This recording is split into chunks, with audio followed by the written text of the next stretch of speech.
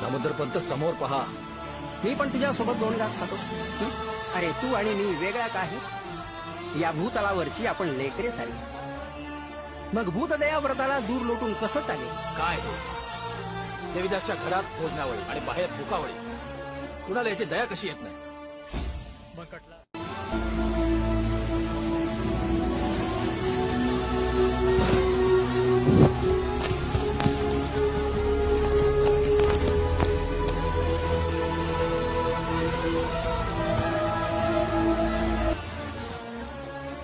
क्षमा असावी, पण आपल्या वागण्यानं आम्ही अचंबित झालो. आपण जर जेवण मागितलं असतं तर कुणीही दिलं असतं. असं उष्टान्न जेवण बरं नाही दिसत. उष्ट्याची चेष्टा करतोस? तुझं शरीर नाही का रे उष्ट?